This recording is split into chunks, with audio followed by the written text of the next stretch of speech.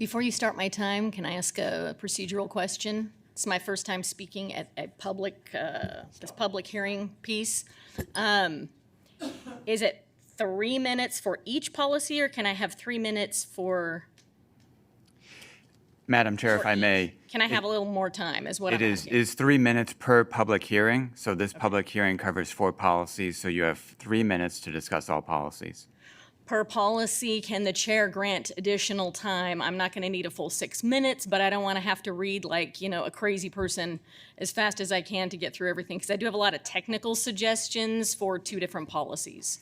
The chair can grant, if she'd like, some additional time, but certainly it would be out of order to multiply 3 minutes. Yeah. To some factor I mean, it of would. 3. I might just run over a tad, but like I said, I don't want to read super fast. So. I'm sorry, but we need to remain at the 3-minute policy for each Okay. item. Thank you. All right. So for policy 2240, controversial issues, I would like you to please consider requiring any controversial issue raised to give equal and fair time and presentation of the opposing viewpoint. In the section that specifies source outside the schools to include contracted entities with the district, the 8th paragraph contains language that implies a parent's right to review all content in full prior to the material being presented to their student.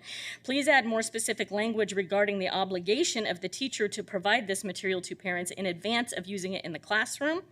Also in paragraph 8, please revise the incorrect grammar usage. A parent singular noun was properly followed by his, her, and was revised to incorrect grammar using their, a plural. In the definition list of what constitutes controversial material A through G, please consider adding racial slurs. In policy 2510, paragraph 2, I understand this to mean supplemental materials should not make up the whole content of the curriculum for the course, but presently there are courses being taught in public schools that are, so I'm wondering if you're going to do any kind of review of that particular piece.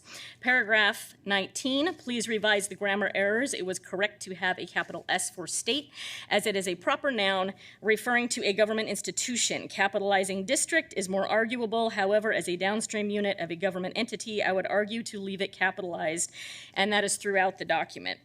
Paragraph 20, if program coordinator for instructional materials is a title, it should also remain capitalized throughout. And there were also grammar pronoun changes with singular pronouns in this policy, and I would recommend changing those back throughout. Can we please model correct academic standards within PCSB in our policies? That would be great. Correct grammar usage, 2nd grade information. Procedures concerning challenged supplemental instructional materials and library media materials. Issues include there's a 2-layer grievance process. In my line of business, we don't allow 2 layers of a grievance process. I would recommend changing that and having it just 1 layer of a grievance process. And also, I went through this committee, and the way the policy is written now was not followed in my experience. The required people there to do the review were not present during that review. So that's problematic. I think the district should follow its own policies.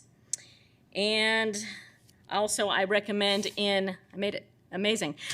In all policies, I would like to formally request all policies contain the appropriate legal statute or other school board policy citation within each document to add to public transparency and review. Thank you. The next speaker is Lacey Hollings.